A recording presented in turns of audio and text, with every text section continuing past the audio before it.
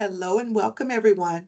I'm Aretha Lafayette, Program Manager for Strategic Research Initiatives in the Office of Research and Innovation, and I am honored to serve as your MC for today's session. Joining me to present a wealth of knowledge to us today is Dr. Seth Hays.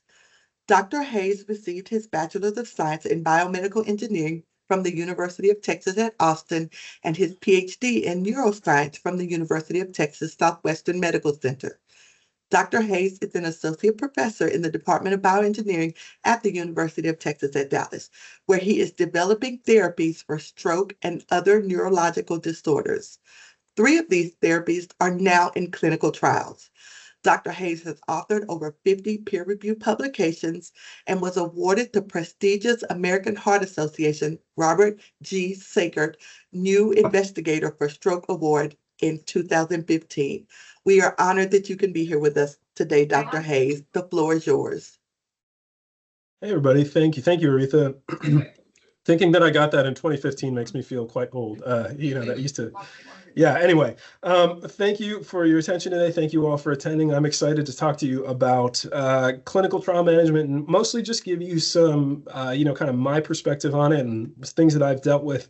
And I got to say, it's a little unusual for me. So I 5 years ago, had done no clinical trials. So I was exclusively an animal researcher. That was what my background was in. And then over a fairly rapid, fairly short amount of time, hit the ground running with some collaborators here and have gone on to expand, my use of clinical trials. And so as a result, maybe I'm a good one to be talking to you because I have also am learning this as we go along. So I'm going to present you just sort of my perspectives, like I said, on things that I've seen in not necessarily any particular order, but we'll just go ahead and jump right in. And I should have mentioned before we get too far down the road that if you have questions, I would be happy to answer any questions to the extent that I can at any time. You can probably raise your virtual hand and I'll be able to see you. And if not, you can send them into the chat and I think Aretha will kind of collate them and provide them to me to go through as we press on. So please interact. I don't need to give it. I just taught class last hour and a half, so I don't need to give another lecture. I prefer to just have more of a conversation with you. So in any case, we'll go ahead and get started. So what I wanted to talk about today predominantly was the sort of times during when you're executing, when a clinical trial is happening, the times when you have the most that you need to do. So we can divide this into 4 phases. We have the conceptualization phase, which is kind of the beginning with writing a grant and moving on towards how are we actually going to execute this project, who are we going to do it with, etc. The conceptualization phase, just thinking through some decisions that need to be made and how we can make hopefully good decisions and how you can learn from bad decisions that I've made, and thinking through that phase of getting things up and running.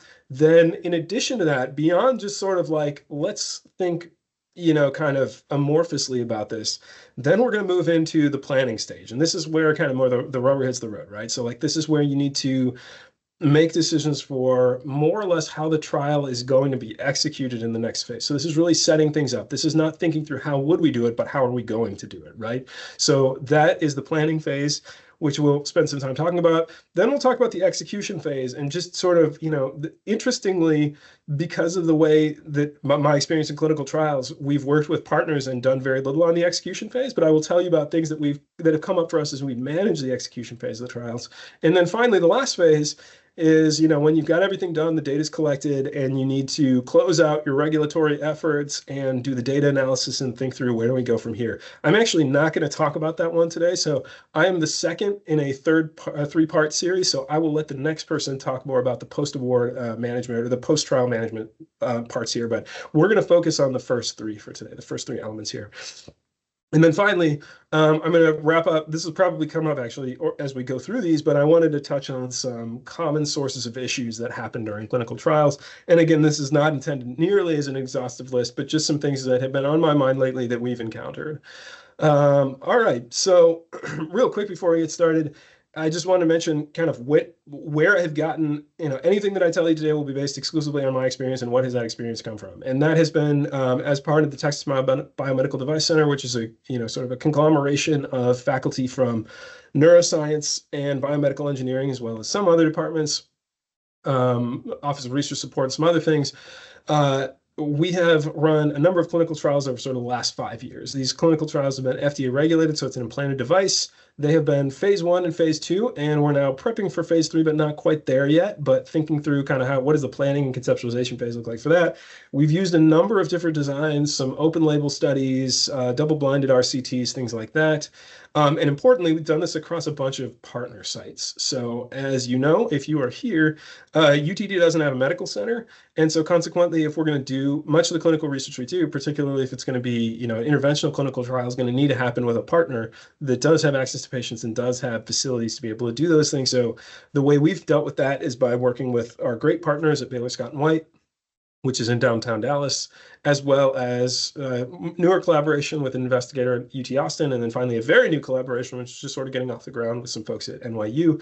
And then also relevant for our topic today, we've dealt with a lot of funding sources. So I don't put this up because I wanted to say, here's all the stuff we've done, but I put this up to say, ask me questions about any of these. And more importantly, what I really want to do here is make sure that I shout out early on, like a lot of this was, virtually all of this was done by other people who are not me. So I will answer your questions to the best of my ability, but a lot of this stuff comes from Rob Renneker and Mike Kilgard, who are on the right at the top there, who are my collaborators that I work with frequently. And then top left there is Amy Porter, who's got extensive, she just really has, been critically important in doing all of our clinical trial planning and execution. So vast knowledge on both regulatory and trial administration. I've learned a ton from her.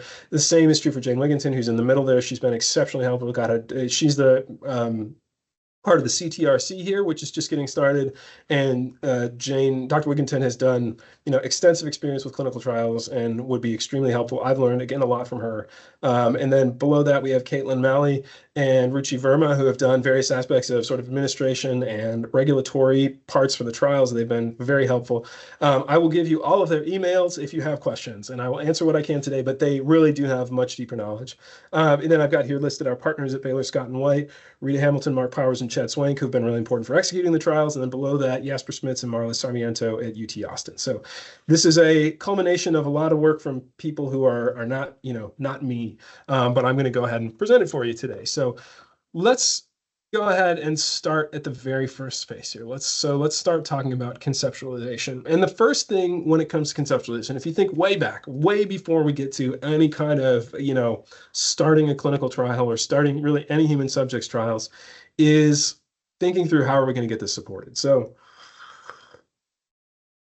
this is just the result of being in the academic environment, is that we need to convince people that the studies that we're proposing are studies that are valuable and they're important to do. And that happens, the first phase of that often is considering what funding agencies we're going to apply to. And I initially almost hesitated to put this up here, but I thought it's important to talk about, because there's going to be one theme that's going to come up frequently that you're going to see is that there's trade-offs at sort of every step of the way. So there are things that we'd like to do, and there are things that we can feasibly do. And sometimes we're making decisions based on what's best at that point and doing it with kind of, not maybe we change something with the benefit of hindsight, but we're making the best decisions we can. And we're trying to balance this, like what are we capable of executing and what do we really, really want to get done? So to give you a silly example of this, I would love to do a phase 3 pivotal trial in 200 patients with spinal cord injury. I think we'd get great data. We'd learn a ton from it. But the bottom line is that would be a very expensive trial. That would be a very, a huge amount of effort. And so we need to think through how can we best, make that trial actually achievable. Maybe it's not 200 people. Maybe it's an alternative design. Maybe it's fewer sites, things like that, kind of reflect what is the reality of performing these clinical trials. So anyway, my point here is that when we're considering funding agencies, we're already making some of those trade-offs. So as an example, oftentimes we don't have, we don't have the benefit of saying, I think I'll go with this funding agency over this one. It's not like people are oftentimes, hand over fist trying to give you a bunch of grants.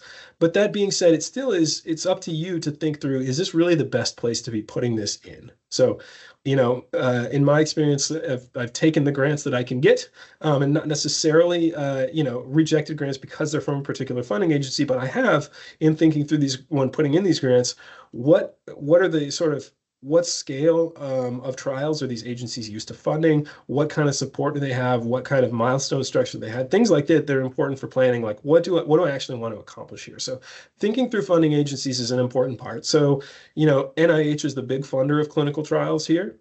There are many other agencies. DoD funds trials as well. Private foundations fund trials. There are many sources that will fund trials, but they all have their particular elements that reflect how you want to think through this. So for example, NIH, some programs will have a funding cap, and that will mean that you can only do a certain number of subjects or a certain number of sites, whereas some projects in the NIH may not have a funding cap, but they'll have different guidelines for how is that project managed. Do you need to use sites that they've picked? Things like that. So it's important to go through, especially if this is your first time doing this, to think through, okay, I've got this trial in my mind that I want to do. And I'm thinking through, do I want to go to a private foundation to see if they'll fund this? Do I want to go to the DoD to see if they'll fund this, if it's relevant? Or do I want to go to the NIH or maybe even the NSF? Where does this make the most sense? Think through kind of what their guidelines are for these clinical trials, because that's going to be important as we go through the rest of these steps. What do you need to do for them, and what are they able to do for you? So the next part that in sort of going through this is thinking about the actual design of the trial. And I really don't have many bullet points on this. This is quite short. And if you've ever designed a trial before, you know that it probably deserves more than 2 bullet points. But what I really want to get at here is that, and this is reflected in the choice of funding agency, is that we'd all like to do double-blinded, sham-controlled RCTs. Like, let's assume that we're testing some intervention. This is my background. You're going to see I've not done so many basic science in humans, the BESH, basic experimental science in human studies. My focus has been more interventional, and so as a result, the trials that I focused on have the same interventional, focus. And as a result of that, we think a lot through how to best design these trials. And clearly, the top way to do this is an RCT, or randomized control trial, and you would do a sham condition.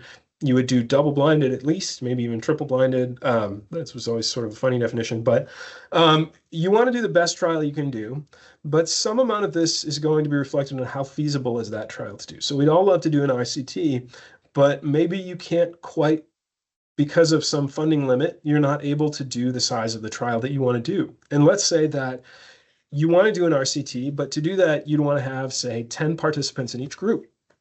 But you just can't make that work because of the way that funding agency works, because of their funding cap.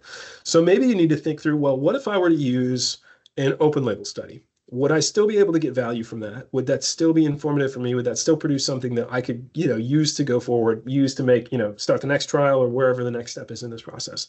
Can I do an open label study? Or alternatively, can I do a delayed start study? So thinking through some of these sort of alternative designs that you could employ. So not necessarily, every trial doesn't need to just be compare condition A and condition B, blinded, sham controlled, et cetera.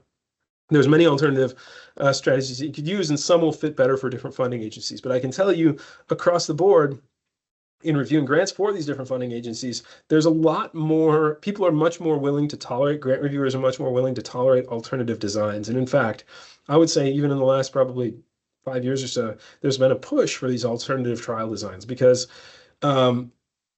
particularly for fields, so my background is in neuroscience, but for fields that have extensively done clinical trials like cancer research, they found that, the double-blinded RCT is not always the best way forward. Sometimes a more kind of phased study where you're incorporating new knowledge as you get it and you're de-emphasizing parts that are not working, kind of more adaptive trial designs can be useful. And so that's now becoming, I think, more coming into the consciousness of reviewers, and people are more willing to accept alternative trial designs.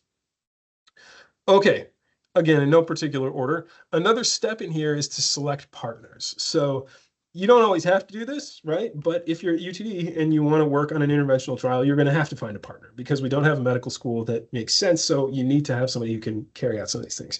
And again, it doesn't need to be an interventional trial to have a partner. Many of us like to collaborate with people outside the institutions. UTD is great, but there's lots of great people many different places. So a lot of times, you'll have collaborators or colleagues at a conference or something that through some other means, and you'd like to work with them, and they can add some value. So what are some of the things that I won't say that you need to think through, but what are some of the things that I think through when we're picking partners? The first is the obvious one, and this is obviously, this is very trial specific, but what is the expertise that partner brings? So, just in light of our work, we handle a lot of the engineering and administration for the trials, and then our partners are experts in clinical interventions. So, for example, if we do a stroke trial, we'll have a stroke neurologist, we'll have a surgeon, we'll partner with them. They're not at UTD, they're partners, but they bring these complementary elements that we don't have. So expertise is a critical one. They don't have to be complementary. They can be overlapping. Maybe you just want to work with somebody and that makes sense for your trial, but expertise is a key one. And that's going to vary wildly, by project. The second thing to keep in mind with this is how much experience do they have? So for us, it's important to choose partners who have experience in managing clinical trials. Our clinical trials are regulated by the FDA, so background in FDA regulation is a really key component. And when we've had people who are less experienced, that's made things a little bit more challenging. So again, this is not to say, that you don't want to work with partners who are inexperienced necessarily. But I would say you need to be balancing your level of familiarity with executing a clinical trial with your partner's level of familiarity. And if you're extremely familiar, absolutely makes sense to work with perhaps a more inexperienced partner. Or if you're more inexperienced, perhaps you want to hitch your wagon to a more experienced partner and kind of learn some things from them along the way. But considering the level of experience and really viewing how that fits with yours is an important part. And then lastly here, resources and facilities. This is one that is perhaps obvious, but not necessarily one that we often consider. Maybe you just meet a colleague and you like that colleague, but their university or wherever they are does not have the appropriate resources to help you carry out the clinical trial. So I'll give Dr. Wigginton a shout out here. For example, the CTRC at UTD is going to be really important for this because it's going to make us a better fit for doing these clinical trials because we have the infrastructure, we have, the ability to do some of these more complex things. And so just the resources that the collaborator's institution provides, that's an important consideration. And once again, this is not, I should have mentioned from the jump, this is not broadly applicable to every trial. This is, again, just my experience. And I can tell you that when we work places that have complementary facilities to UTD, UTD is excellent. We have great support from IRB. We have great support from Office of Research. We, again, have great colleagues here. But there's still sources where that can be improved for other places. So for example, we often work with places that have a statistician on staff because we don't necessarily have a deep kind of bullpen of statisticians here who have extensive experience with clinical trials. So that's something we'd like to see at a partner institution. So thinking through, and not to put too fine a point on it, but you want to see what they can offer as well in terms of running the trial. And then lastly here, as it relates to conceptualization, and this is a little bit of a crossover with planning, but you want to think through milestones. And so for those of you who have not had much experience with this, developing your milestones, whether those milestones be for a grant or for an oversight agency like the FDA or some other regulatory agency, whatever you're dealing with, oftentimes, you're reporting to someone. And you typically need to lay out ahead of time, this is how this trial is going to progress, and this is where we're going to be at this point in time. And this is, of course, just good stewardship. From a funding agency, if NIH just gives you a grant for 5 years and you never recruit, that's a real problem. And this is something that NIH recognized early on, so they converted many of their funding programs for clinical trials to be these cooperative agreements rather than a grant. And when you have a cooperative agreement, you need to set milestones where you say, okay, at the end of year 1, we're going to have regulatory approval. At the end of year 2, we're going to have enrolled X participants. At the end of year 3, we're going to have enrolled 2X participants, and we're going to have completed, Z participants. You get the idea. You kind of lay all this stuff out ahead of time. And this is important because you need to make this credible. This is, again, a balancing act because you need to make this credible when you talk to, when a reviewer is reading this, they need to think, is this person actually going to be able to do this, right? So are we going to be able to execute this? But on the other hand, you really need to think through, can I do this? Because I think the thing, and I was certainly guilty of this early on, and we've learned a lot through going through this process more. I think oftentimes we'll want to overpromise for reviewers because you want to getting grants is hard, and you want to make sure that you look like the most capable person. And I totally understand that. But the balancing act here is that then once you get the grant, you really need to put up and do that, because if it's a funding agency, they may not fund you through the end of the grant if you don't meet your milestones. For example, if you have an NIH grant that's most oftentimes, maybe you guys are familiar with R01s or R awards. These are sort of the common research grants. And these are generally, they're more or less, there's obviously more to it than this. There is some reporting associated with it, but you have a good idea, you pitch it, reviewers like it, and then you follow the science wherever it goes for most grants. Cooperative agreements, like these U awards that fund clinical trials, are not the same. They basically say, you tell us what the project is and you tell us what your timeline is going to be. Tell us what your Gantt chart is going to be. So you lay out these milestones and you want them to look good to reviewer, but you also need to make sure that you do them because the U mechanisms, they fund you every year. And if you haven't met your milestones for that year, you don't get your money for next year. So there's this really important consideration with thinking through how flexible can I be when I write these milestones? And how can I make sure that I'm going to achieve these milestones? So as a ballpark, I've often thought, like, what is the most feasible thing? And realistically, could I convince myself that I could reach the milestones for that year by 6 months through that year? So like you really, you're going to be losing sleep if you're down to 10 or 11 months and you haven't met your milestones or you're not on track to meet those milestones. And we're going to talk about some common sources of delay later on, but you want to be thinking through what can I actually feasibly accomplish? Can I write these to be flexible? And can I write these to be feasible? That's a really, really important consideration. And I will tell you that funders aren't trying to take your money away. Funding agencies really want you to accomplish this, so they're oftentimes willing to work with you on this. So it's a balancing act, again, of showing that you're capable of doing it, but making sure that these are achievable. So I'm happy to talk more on that if you guys have thoughts. But yeah, Aretha, are there any questions at this point? There are no questions in the chat at this time. If you have questions, remember to drop them in the chat and I'll be happy to pose them for you. Thank you, Dr. Hays. Thank you, guys. Give me a chance to get a drink of coffee. Okay, so that is the conceptualization phase. And once we've got the conceptualization phase, kind of not squared away, but once we got once we kind of got our minds around what we want to do, then we need to think through how are we actually going to do it. And that's going to enter the planning phase. And again, there's not necessarily like a hard transition between these things. You don't think, okay, I'm done conceptualizing, I'm moving on to planning. This thing, it kind of all happens together, but there are some different sort of perspectives and elements here. So a critical aspect of the planning phase is developing your timeline. So this is directly, I'm not going to rehash what I just mentioned, but this is directly relevant to your milestones. When you're setting those milestones, let's say you have a certain number of things you're going to accomplish in year one, you need to lay those out in a timeline.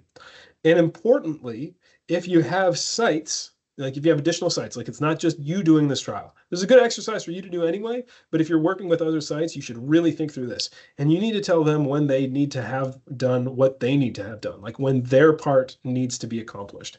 Because just like none of us like to get work dropped on our lap that's on a deadline, you'd really like to know ahead of time, hey, we expect you to have an enrollment of this number by this time. You don't want to be telling them that 1 week before they need to have that enrollment done. You want to give them plenty of lead time. So developing your timeline both in a feasible way and then importantly conveying that timeline ahead of time is really, really important. So you need to be realistic with both yourself and with your partners for the timeline. So we'll come back to the timeline later on because this can certainly be a common source of issue, both because the timeline often gets disrupted and then how do you mitigate those changes to the disruption of the timeline. Another one that's almost invariably contentious, or at least can be contentious, is figuring out your budget. If you are budgeting for yourself, it's much less contentious, right? You kind of know what the funding agency is likely to be able to offer if you're applying for a grant, or you know how much money you have to run this trial, and you then work backwards from there, right? You kind of know what you can get done, and then you go from there. So setting a budget for your part is doable, but requires some practice, and especially for those of you who are new to this, there's a lot of experience around UTE and how to do this. But the first time you're doing it, it seems incredibly overwhelming and it all seems like monopoly money and you don't really know what you're doing. But I would encourage you to ask other folks because there's a lot of sort of acquired wisdom in how to do this that is important for making sure that your study is successful. So I'll share two pieces here. One of them is to make sure that you have enough budget for staff. So I think this is a lot of times where we would tend to cut corners because, in any grant, virtually any grant, your personnel are going to take up the lion's share of the budget. Like that's just what the most costs are. If you're doing something, if you're doing some incredibly technical, thing, this is not really relevant for clinical trials, but if you're doing some kind of maybe electrical engineering thing. Maybe you have more that goes to, actual M&O or like, spending, lab spending, but the personnel is the main concern here. And so as a result of that, it's the biggest part. So it's the easiest part to cut. But I would encourage you very much to think through, do I have enough staff to get this done? So in virtually, any trial that I've been a part of or seen, I've never heard anybody say, we had way too many people that we hired. Like that's just never, you never have too much bandwidth. You almost always will have either the right amount if you're lucky, or much more commonly, way too little. And this is people like clinical research coordinators. Maybe you think you need them for 3 months, and you might want to ask yourself if they actually would be better off for 6 months, right? Like, so just making sure that you're not trying to cut cost on this critical part. Infrastructure is the same way. So I'll come back to infrastructure, but as an example, you don't want to cut costs on recruitment, and you don't really want to cut costs on trial management software. Like if you need to build a REDCap database or something, like those are not ideal places to cut. And in fact, you may want to think, maybe I'd rather do fewer participants and do a better trial with fewer people, assuming that I can still accomplish my goals. So that's just, again, that's kind of my 2 cents. You can tell by my cautionary tone that this is something that we've seen come up before, and I would just wanted to make sure that I got that conveyed. If you are working with sub-sites, so you're working, you're the primary for the study, and you're working with additional sites, there's kind of 2 methods to deal with this, how to do their budgets, because and again, this is where it can be a little contentious. You're not telling them, probably if you're the prime, how much money they can spend. And there's a couple different ways to do this. And one of them, depending on if you got one partner that you know well, your best bet might be to ask them, right? Like, what do they think they need to do this? And I'm not saying to freeze them out. Like, I totally think this is a conversation, open conversation you need to have. And if you have a small number of sites, if you have one partner, maybe 2 partners, this is a fairly straightforward way to do it. But they're going to end up with a different budget for their site, right? And so if you end up working with, say, 5 sites, you're going to get to a point where some sites just cost more for all sorts of reasons. And if your sites aren't costing the same, now you kind of lose some parity between those sites, and that can be problematic in its own way. So say, for example, you have 5 colleagues. Some of your colleagues are leaning towards the like, let's make sure we have enough money to get this done, and their budgets are much bigger. And some of your colleagues are leaning towards the like, well, I don't really want to get cut from this study, so I'm going to try to do it, on a shoestring. Now you have one site that's getting twice as much money, and that can just cause some problems later on. It's not always a problem, but it's just something that you want to make sure you address early on. And the other way to handle this, and we're kind of figuring this out, this is not something that we've done yet, but we're trying to figure out if this would be a way forward. And this is more, I would punt to anybody who's done this in industry. One way you can handle this is to just simply tell the sites what they're doing. So send them a scope of work and send them what costs that you will cover, and say, are you able to make this work, right? So this is just a different strategy. And again, I'm not saying that one is better than the other. And in fact, I'll tell you that some colleagues will appreciate the open-endedness and ability to cover their costs of asking them what they need. And some colleagues will think, I have really no idea how to do this. So I'm really glad you've told me that this is what the costs are, right? Like, these are costs that you'll support. So this is, again, as you go out to, this is less relevant for single or small studies, but as you go out to larger studies, you may want to think through kind of how do we do this budgeting. All right, so trial oversight tools. This is another thing that I mentioned obliquely when we were talking about infrastructure. I am not an expert on this. Katie Wigginton at TXBDC has been highly valuable in this, but in setting up, you're going to need, like, we're all used to using, and I'm guilty of this, using Excel to manage things.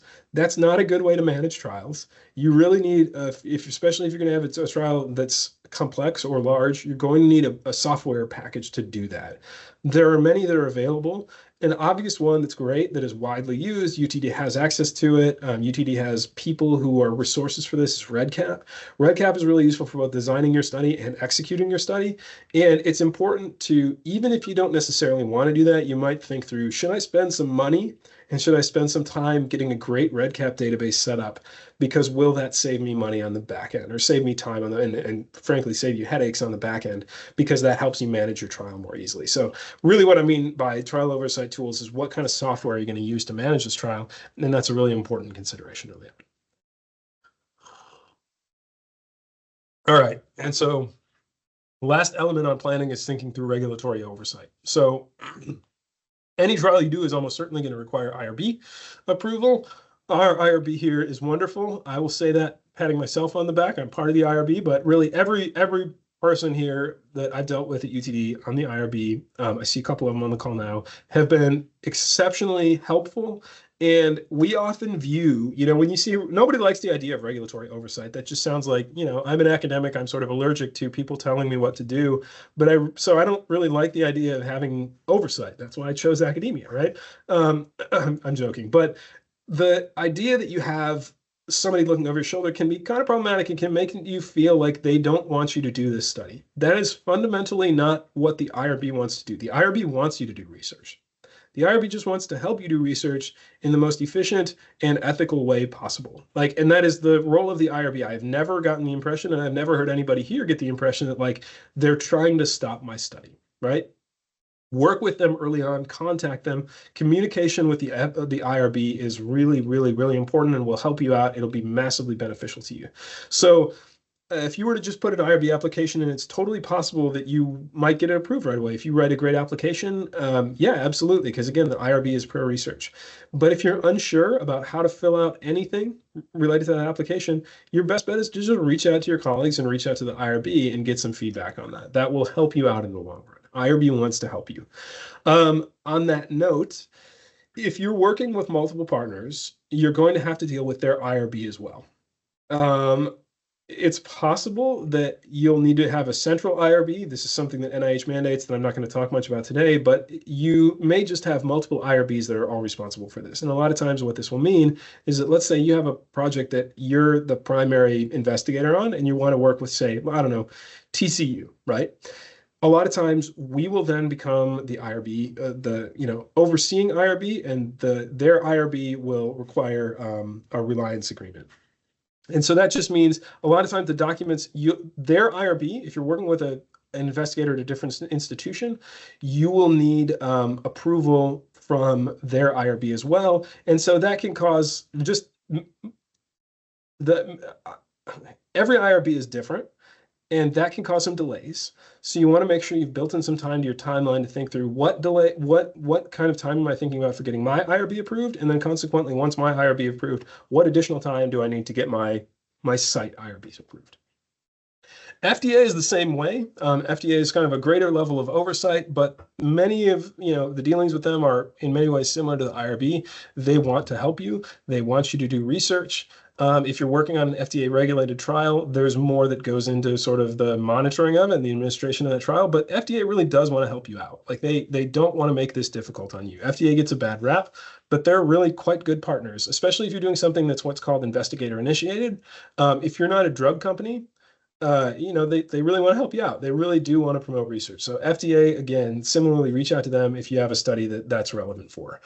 There are also, with planning for regulatory, delays, sometimes you need to have your FDA approved, your FDA protocol approved before your IRB will approve it. So this is now getting to a timeline situation where, okay, I know I need this much time to get my IRB done, and I know I need this much time to get my FDA submission done, but they're not overlapped. They're they're in series. So then these things start stacking up and your timeline can slip. So just make sure to consider what order do I need to get these things done in. Similarly, some funding agencies, so like the DoD has they have their own kind of IRB, which is depending on what branch of the military it's called, Office of Human OHRO. I actually can't remember what the second O is for, but it's research office, human research office, something like it used to be human research protection office. But they add an additional layer of regulatory approval. So once you get your FDA protocol approved and then you get your IRB approved, now you need to get your ORO approved. So it's just another element that adds to the chain that can cause delays. So just think through, does my funding agency have anything else that I need to do regulatory wise to get the protocol approved? Because that'll change the timeline. And then modifications, of course, can add a bunch of time. I'm not going to spend much time on those today, but I would just say one sentence on those. Plan as much as you can ahead to modify as little as possible, because that will cause you to go through that whole chain of delays again if you need to make too many modifications. Okay. And then finally, what we would generally think of as the biggest part of the trial, which is actually doing it. If you've done a good job in conceptualizing and planning, you may have less, you're trying to reduce the number of problems that you have during execution. So one of the main things that can really slow execution is recruitment. So it's worth thinking through investing in recruitment, both in terms of like, what can I do just in, flyers and advertising, et cetera, or maybe I want to partner with some outside entity that does, recruitment facilitation. So for example, we work with a company that helps with social media advertising. And they can do targeted ads both geographically and based on particular search terms. And that's incredibly beneficial. It costs money, of course, but that's another thing that you want to think about when you're budgeting. Should I plan more for, investing in recruitment? Is that something that would be valuable? But I would say this is a common delay is problems with recruitment. Additionally, once you've picked a good site and they've got staff, they've got sufficient staff, you need to make sure that they're trained. And there's clinical trials oftentimes will take a long time. And so as a result of that, you may have people turning over, and you need to make sure that that those sites are also able to backfill those spots. You also need to make sure that those people are trained. So you need to think about, how do I conduct the training that I want to do? How do I make sure, so say, for example, you want somebody to administer a clinical test. They need to make sure that they're trained on that clinical test. And then maybe to ensure sort of data quality, you want to have it in your agreement with the site that they have to recertify on that test every year, as an example. So you want to make sure that they've maintained that training. And once you do that, then you say, okay, well, how do I know that they've done that? How do I capture the documentation that they have been trained appropriately? And so that's back to the point about the trial management software. Maybe you want to think about, how do I build that in my trial management software to make sure I can maintain all of these sort of documentation components. Another thing that comes up during execution, and this is kind of related to timeline, but sort of a separate beast, is you want to make sure that with almost every clinical trial, you're going to have some amount of reporting. So for example, you'll need to report to the IRB every year. Maybe you need to report to the FDA. Maybe you need to report to your funding agency. So people are going to be asking you for stuff about how this clinical trial is going. And if you have a partner site, you need to think about, I need to tell these people that I need to get their enrollment numbers, or I need to get their data, or whatever you need from them. And you want to tell them as far ahead as possible about, what do I need? What are the details of what you need to report to me? And how often does that have to happen? Like, when does it happen and how frequently does it happen? Like, do you need the enrollment numbers every month?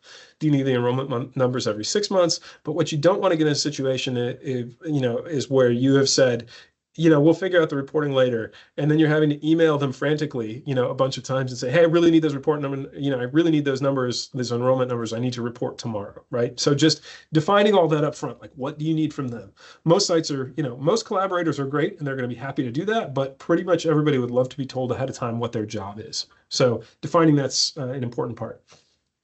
Lastly, monitoring. It depends on the type of trial, but monitoring is critically important. The monitoring can take all kinds of different flavors, but this is basically, again, related to documentation and sort of the trial management software. What do you need to make sure that the trial is on track? And how are you keeping track of that? Whose job is it to make sure that forms are filled out correctly, et cetera? And just make sure that the trial is running like it's supposed to be, both in terms of, are we on track? And are we adhering to all the regulatory guidelines that we had set out, right? Like, are you filling out forms appropriately? Do you have signed consent forms? All of that kind of stuff. Like that kind of monitoring can happen internally or it can happen externally, but you really want to think through, whose job is that going to be? Like, are you going to do it centrally for the sites? Are you going to do it individually at the sites? And whose job is that going to be? And lastly, I will say, you might want to think about putting that in your budget, because that's another thing where you think, well, we'll probably just monitor the trial, but then now all of a sudden somebody's got to spend their effort doing that, and maybe now you're a little overextended. So think through both budgeting and for time and for money in terms of trial monitoring. Okay, so any questions before we move on to some of the sort of common sources of problems? No questions in the chat. If you have a question, feel free to turn on your microphone and ask. We'd love to hear from you. Awesome. Okay, I will press on then, and we will hit on some major issues that I've heard or encountered relatively frequently. So one of them is enrollment. So recruitment for trials. No one has ever said we have recruited too many people. I've literally never heard that. Maybe that has happened, but generally speaking, your enrollment will be way behind where you thought it was, much more frequently than it will be way ahead of where you thought it was. So recruitment is really a problem, and recruitment it's a solvable problem. it's a solvable problem in most cases, right? Like if you're working with a very specific population, that can be problematic, but you really want to think, how can I stack the deck in my favor to make sure that recruitment goes as smoothly as possible? And so I mentioned before, using a company that does targeted advertising, this can be really valuable. And I just it's stuck in my head a long time ago. I was at a grant review session with some folks from Michael J. Fox Foundation, and they just said, we would really love to pay you money to do recruitment. Like, we want people to include recruitment costs in their grants. People are hesitant to do that, of course, because they don't want to have to cut from someplace else. But most funding agencies recognize the fact that, like, if you were to get the trial done, let's say you include an additional 2% for recruitment, or even 5% of your total budget for recruitment. If you get the trial done 10% faster, that's a savings for them, right? So you can think about this as a way to, these trials tend to take longer than shorter. And one way you can make them stay more or less on track is by making sure you're doing recruiting efficiently. So don't shy away from the idea that you may need to include some money for recruitment services. That's a very valuable thing to do. And the point, the takeaway message from that story is that most funding agencies recognize that, and they see that as a way to save money, not a waste of money on recruitment. So it's a conversation you can have with the funding agencies, but make sure mitigating lagging recruitment is a huge, huge way to save yourself a bunch of headaches. Regulatory hurdles are another one. This is just, you didn't plan enough time for the FDA or the IRB, or maybe if you weren't experienced or you weren't sure about particular aspects, and you're getting more questions than you expected to get. So now something that you thought was going to take you 30 days or 60 days is now taking you 75 days or 90 days or 150 days. And now your timeline's getting a little cramped at the end, right? So you want the way that we have dealt with this, and sort of my 2 cents on this, is that you want to do as much as you can ahead of time, communicate with these regulatory bodies to try to get sorted out, plan out how you're going to approach them and have those conversations with them up front. It's an important aspect. Getting them on the same page can help with some of those regulatory issues. Some you can't some you can't do anything about. They come up unexpectedly, but many of them, I think there are a lot of lessons to be learned from communicating with them ahead. Okay, another one is sort of, this is related to the point that I mentioned earlier about just sort of how do we prioritize decisions. Like, we're making trade-offs all the time, so we're inherently prioritizing these things. And I was talking to Amy Porter about this beforehand, and she gave me a great example of this, where these problems can come up. And so her example was, let's say that you're doing a trial and you think, you know what, it'll be cheaper for me to do and quicker for me to do if I do it on paper, if I do all the records on paper. You have a binder, you just send your study staff in there with the binder, they record what they need to record, totally on the up and up. Like, that's a very reasonable way to do trials, just paper-based. However, the slower way to do it, and more expensive way to do it, perhaps, depending on what you need, is to build a REDCap database that would replace those paper records. So it takes you longer to get started, right? Like, you now have more effort on the front end, but the advantage of that is that makes your monitoring much easier. That makes your data collection much easier. That can speed things along on the end. So the point here is that it's important to consider kind of the short range benefits, and also the long range benefits of some of these decisions when trying to think through what do I need to do? How do I need to make these? How do I need to best make these decisions? So, there's a lot of decisions that need to be made. Some of them feel sort of anticlimactic and like you just want to just do paper records. But it may be worth thinking through, would I be better off in the long run if I spent a little bit more time now? This is kind of like the recruitment thing too. You can recruit for free, or you can spend a little bit more money, and maybe that makes your life a little bit easier. So this is, all this kind of comes back to budgeting and this trade-off between what can I do versus what do I want to do. All right, so another one that can cause some friction between both study staff at your site and study staff between your site and other sites is not sufficiently delineating the responsibilities. So let's say that they didn't know that they had to fill out a bunch of forms that you wanted them to fill out for this trial. That can make for some problems. And oftentimes this is not really, this is an issue that can be sorted out if you plan ahead and say, hey, we've got all these forms we need you to fill out, so make sure you have additional 6 months of clinical research coordinator effort. Like that's a way to solve this problem. But you don't want to tell them that after the fact. And this is a bind that I have gotten into before by not thinking ahead of time about what the responsibilities would be. And it's just really important to make sure that to the extent that you can, define for people what they're going to have to do in this trial. My experience has been that most people want to be involved. They're happy to do the work. They just like to know what that work is ahead of time, so you're not springing it on them at the last minute. Okay, the other one, this timelines are another source of friction. And this, like I mentioned before, you want to define your timeline.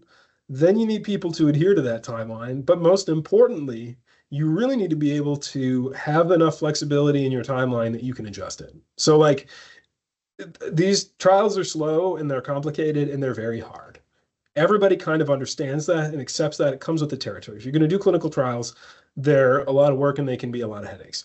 So as a result of that, when you're designing the timeline, when you're designing your milestones, when you're thinking through these things that are going to be fixed at a point in time in the future, you want to think, how can I make sure that this is realistic? And how, if I have a part slip, am I going to be able to make some change later on to get back on track? And just thinking through, how do I best make my timeline flexible and adjustable so that I can actually do what I said I was going to do and I'm not scrambling at the last minute. And then finally, really all of these come down to this notion that sometimes we communicate ineffectively. And this is just, I'm not going to spend much time on this. We all know this. This is not a clinical trial specific thing. This is just a general sort of workplace thing or, interpersonal interaction thing. The more you can communicate effectively amongst members of your team, the more you can communicate effectively across teams, the more you can communicate effectively with regulatory bodies, the better this is going to be. And there's not a magic trick to this. And some people are better communicators than others. These are skills that I've certainly had to work to develop. And the only way to develop them is by using them, right? So you need to communicate with your teams. You need to just think through sort of actively when you're doing this. Am I communicating effectively? I think we're so focused a lot of times on getting the work done that we don't think about how we're having people do the work and how we're communicating to them that they need to do that. And I would just say, again, like I said, this is not, I don't have some great way to tell you to do this, except to say that this is a real skill. And it's just developed by doing it and thinking about how you're doing it. So effective communication is just such a key point. And it really relates to basically everything that I've told you about so far. If you can communicate effectively, you can mitigate a lot of these issues early on. So I will stop there. And if you guys have questions, I'm happy to take them. And if not, I will throw it back to Aretha. We do have one question in the chat, Dr. Hays. Sure. It says, at the end, it's a question for at the end. As a newcomer to the field, I often hear that people either do not attend school with clinical research in mind or accidentally discover the field of clinical trials later on.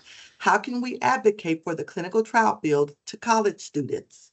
Oh, that's a great question. Man, I'm going to have a very unsatisfactory answer for you, but I will say that certainly resonates with me because I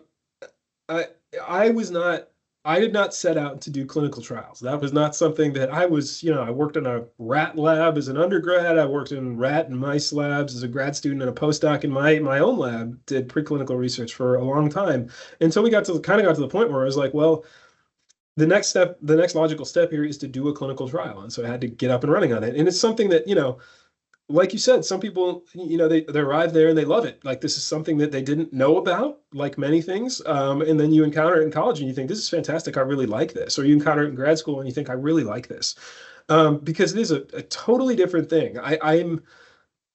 I'm kind of delaying because I don't know what to tell you about how do we get the word out on this. Like it's a really good point. And maybe what I'll do, and this is lame, but I'll punt to Dr. Wigginton and say, maybe a component of CTRC would really be thinking about how do we do outreach on making clinical trials more available to people, because getting more people engaged in this field would be really useful. Like I said, UTD is a wonderful place to do clinical trials.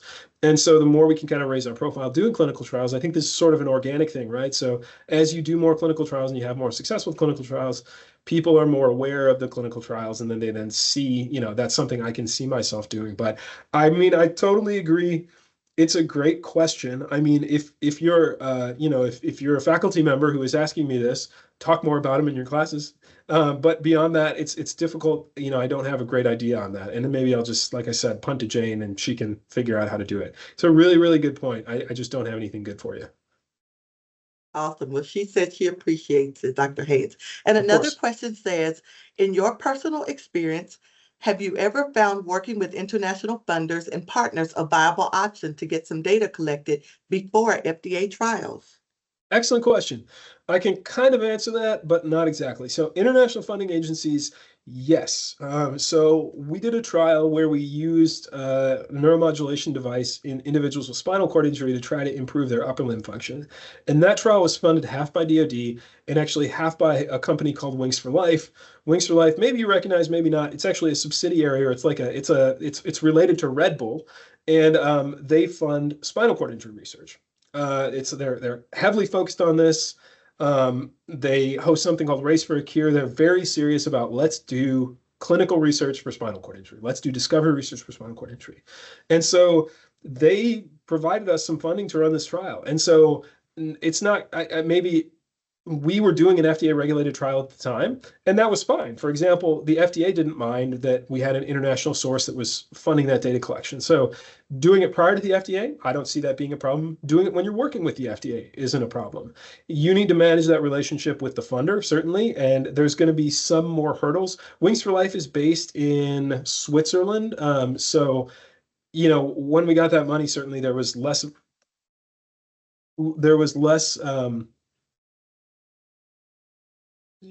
when we got that money, there was, it was fairly frictionless to take that money from a European counterpart. And you may have more issues depending on sort of what funding sources you're getting it from. But realistically, there's no problem with that. And I would say absolutely reach out to international funders, particularly now when the funding, landscape is a little more, uncertain than it was 6 months ago. I think that's a totally viable path forward. I would have no qualms about reaching out. Excellent. Thank you, Dr. Hayes. And another question says, do you think it would be beneficial for people to gain a little animal research experience if they have future interest in clinical trials?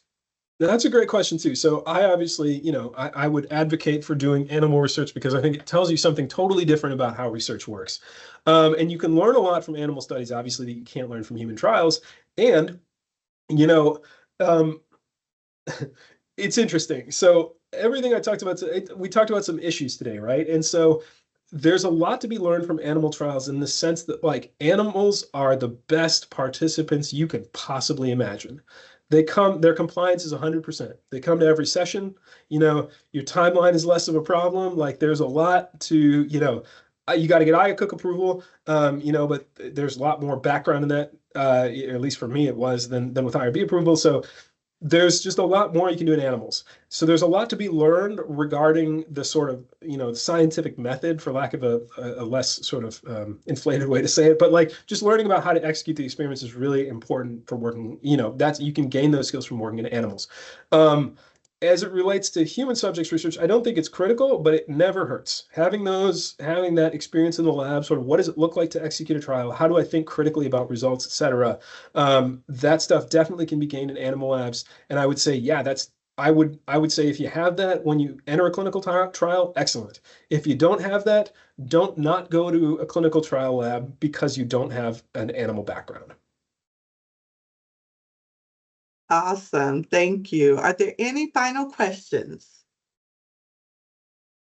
Any final questions? Feel free to turn on your mic and ask if you have a question. We have a couple more minutes. I want to make sure we get everyone's questions answered. All right, if there aren't, I'm going to close out by thanking the amazing Dr. Seth Hays for being here today. We know a lot of hard work goes into you pulling together this information for us, and we truly, truly appreciate it. Audience, we thank you as well. Keep up with upcoming Office of Research and Innovation programs by following us on social media and subscribing to our newsletter. Are you interested in a Broader Impacts Toolkit consultation? During the one-on-one consultation, a Broader Impacts professional will walk you through a free toolkit you can use to develop a competitive Broader Impacts plan for your NSF career proposal. The Broader Impacts Professional can also assist you with developing long-term relationships with community partners to satisfy your proposed activities. Please sign up for a consultation using the link that was dropped in the chat. And for more questions, feel free to reach out to Tiffany Willoughby at tiffany.willoughby@utdallas.edu. And of course, we value your feedback, so please don't leave until you scan the QR code and complete the really quick and short survey. We appreciate you all for being here today.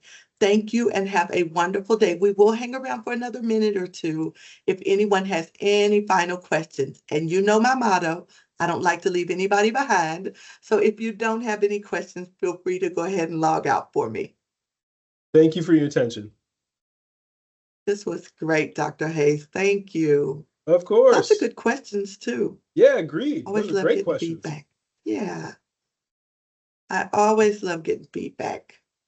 Same. That was excellent. Thank you very Amazing. much for the invite. I enjoyed it.